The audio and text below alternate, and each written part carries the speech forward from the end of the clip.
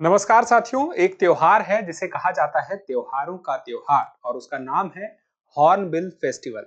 भारत के नागालैंड राज्य में यह त्योहार मनाया जाता है और हॉर्नबिल जो कि एक पक्षी है, इस पक्षी के नाम पर यह त्योहार मनाया जा रहा तो पक्षियों के लिए नहीं बल्कि जनजातियों के लिए है। जो नागालैंड राज्य की प्रमुख जनजातियां हैं, उनके कल्चर को, उनकी पहचान को और उनकी पहचान में उनकी विश्वास को जाहिर करने के लिए यह त्योहार मनाया जाता है। साल 2000 से मनाया जा रहा है और ये है 26वां हॉर्नबिल महोत्सव, इसलिए बहुत ही महत्वपूर्ण है। चलिए इसके बारे में विस्तार से जानते हैं। मैं हूं केवल आपके सामने और आप इस न्यूज प्रोग्राम को देख रहे हैं दृष्टि चैनल पे।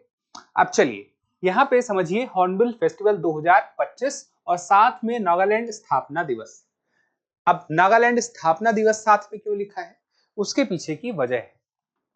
नागालैंड जो है एक राज्य के रूप में अस्तित्व में आता है 1963 में और अभी 2025 में नागालैंड का हम कह सकते हैं 63वां स्थापना समारोह है। 1947 में नागालैंड जो था वह असम का हिस्सा था।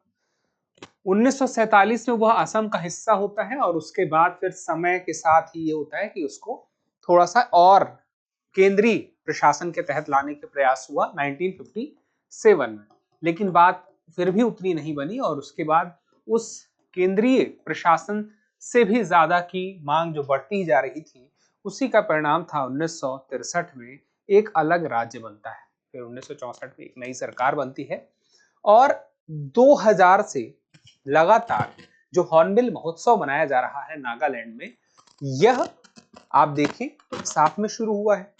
तो 1 दिसंबर को जैसे कि राज्य की स्थापना का दिन है और 1 से 10 तक अभी लगातार हॉर्नबिल महोत्सव चलता रहे। तो हॉर्नबिल महोत्सव जो है इसके बारे में पता है कि हॉर्नबिल महोत्सव यह 26वां है।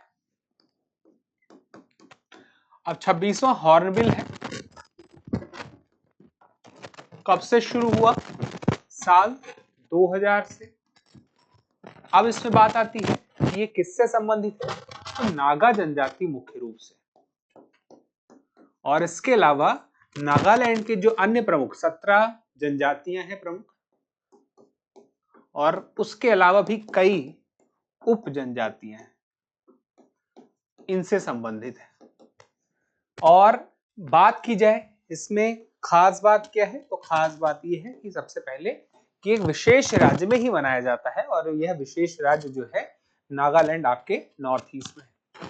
अब उसके बाद यहाँ पे इसमें क्या क्या है, मुख्य बात है कि अंतर जनजातीय संपर्क बढ़े, जनजातियां उनके बीच संपर्क बढ़े, वहां की संस्कृति को और विकास हो, संरक्षण मिल सके, और जो उनकी परंपरा है और एक देश आधुनिक समय के साथ होता जा रहा है उसका समावेशन होने के लिए एक मन स्थिति सबकी तैयार हो सके। और पहली बार जैसे मैंने कहा 2000 में इसका आयोजन हुआ था। फिर उसके बाद यहाँ पे विशेषताएं की बात करें तो बड़ी, क्योंकि कई देश ऐसे हैं जो यहाँ पर भागीदार बने, जिसमें सबसे बड़ा नाम है यूनाइटेड किंगडम और कुल 6 नाम, आयरलैंड, फ्रांस, ऑस्ट्रिया, माल्टा और स्विट्जरलैंड। एक राज्य है जो भागीदार राज्य है, वो है अरुणाचल प्रदेश। अब देखिए जो हॉर्नबिल महोत्सव मना रहे हैं, हॉर्नबिल पक्षी के नाम पे है और नागा जनजातियों के लिए हॉर्नबिल पक्षी एक बहुत ही महत्वपूर्ण है। वह हॉर्नबिल पक्षी केरल का और अरुणाचल प्रदेश का राज्य पक्षी है, नागालैंड का नहीं है। ठीक है, तो 2024 का विषय आपके सामने है, 25 का भी आपको बाद में पता चल ही जाएगा। सांस्कृतिक उत्सव की बात करें तो पूर्ण औपचारिक पोशाक पहने योद्धा होते हैं, जैसे इसमें अपने आप को अपने पारंपरिक पोशाक में पहनाएंगे, अपने विजय कोष में जाहिर करेंगे, जुलूस निकालेंगे, नृत्य होगा और कई किंवदंतियों से संबंधित प्रदर्शनियां होती हैं। उन प्रदर्शनियों को लोग दूर दूर से देखने आते हैं। तो यहाँ पे हॉर्नबिल जो पक्षी है उसके पंखों का, अन्य कई कुछ चीजों का, प्रतीकों का इस्तेमाल इस प्रोग्राम में होता है। अब उसके बाद बात की जाए हॉर्नबिल, नाम आप सुन रहे हैं, तो हॉर्नबिल एक पक्षी है और भारत में इसकी 9 अलग अलग प्रकार की हॉर्नबिल पक्षी पाई जाती है। तो सबसे प्रमुख हॉर्नबिल है ग्रेट इंडियन हॉर्नबिल। सबसे ज्यादा मुख्य रूप से ग्रेट इंडियन हॉर्नबिल पाया जाता है, जो कि नॉर्थ ईस्ट में भी मुख्य रूप से पाया जाता है। तो यह जो भारतीय उपमहाद्वीप है, दक्षिण पूर्व एशिया है, वहां का एक बड़ा पक्षी हम कहते हैं। अब इसे बुसेरोस बाइकोर्नी मुख्य रूप से कहा जाता है, कॉन्केव कास्केड भी कहते हैं। आप ये नाम भी सुन सकते हैं, कॉन्केव कास्केड हॉर्नबिल का मतलब क्या है, तो यही है। तो एशिया में पाया जाने वाला मुख्य रूप से दक्षिण एशिया में, और उसके बाद यह कहाँ मिलता है, तो पूर्वोत्तर में मिलता है और पश्चिमी घाट में भी, इसलिए केरल का भी राज्य पक्षी है। ठीक है, हिमालयी क्षेत्र में भी मिलता है। हिमालय देखिए क्या है ना कि इनके रहने के लिए जो प्रमुख जगह होती है, तो जो वृक्ष होते हैं, जो घने वृक्ष होंगे, सदाबहार वृक्ष होंगे, और वहां पे उनका कैनोपी जो हो, कैनोपी मतलब जो ऊपर का क्षेत्र होता है वृक्ष का, वो क्षेत्र जहां पे हम एक तरह से वृक्ष की छत कह सकते हैं उसे, कि वहां पे जो शाखाएं होती है, पत्तियां होते हैं, सब आपस में जाके इकट्ठा हो जाते हैं, वो ऊपर का हिस्सा, वहां पे ये अपने आप के लिए व्यवस्था करते हैं, वहां रहते हैं, जमीन में ज्यादा नहीं आते हैं। अब आप ये देख सकते हैं इसकी चोंच अपने आप में विशिष्ट रहती है, लंबी रहती है, नीचे की तरफ झुकी हुई रहती है। अब यहाँ पे एक और बात आती है कि आयुसीएन की स्थिति क्या है, क्योंकि हॉर्नबिल चर्चा का विषय है। तो आयुसीएन में वल्नरेबल है, सुभेद्य है, और संरक्षण की आवश्यकता है। साइट्स में परिशिष्ट 1 में है। इसका मतलब क्या हुआ कि अंतरराष्ट्रीय व्यापार पे इस पे काफी प्रतिबंध है। फिर उसके बाद वन्यजीव संरक्षण अधिनियम 1972 अनुसूची 1 में। अनुसूची 1 का मतलब ये होता है कि सबसे ज्यादा सुरक्षा जिन जानवरों को, पक्षियों को मिली है, उनमें से एक पक्षी ये है, सबसे ज्यादा जिन्हें हमारा कानून सुरक्षा देता है।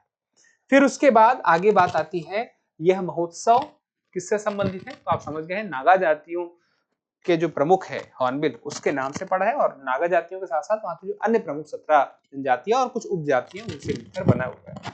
ठीक है, तो चलिए ये बातें थी, और इसके साथ में ही एक बात ये थी, आपसे मैंने क्या कहा था कि स्थापना दिवस जो है वो महत्वपूर्ण की तारीख। अब आपसे एक छोटा सा सवाल है, सवाल ये है कि हॉर्नबिल महोत्सव किस वर्ष से मनाया जा रहा है। ऑप्शन है आपके सामने, साल 1963, ऑप्शन बी है साल 2000, ऑप्शन सी है 2001, और ऑप्शन डी है 2025। तो इस सवाल का जवाब जरूर दीजिएगा, क्योंकि जब आप जवाब देते हैं तो हमें और बेहतर करने की प्रेरणा मिलती है। फिलहाल के लिए इतना ही, मिलेंगे अगले सेशन में। तब तक के लिए आपको क्या करना है, स्वस्थ रहना है, मस्त रहना है, पढ़ते रहना है। धन्यवाद। अब एग्जाम की तैयारी को और बेहतर करने के लिए हमारे चैनल को लाइक, शेयर और सब्सक्राइब करना ना भूलें।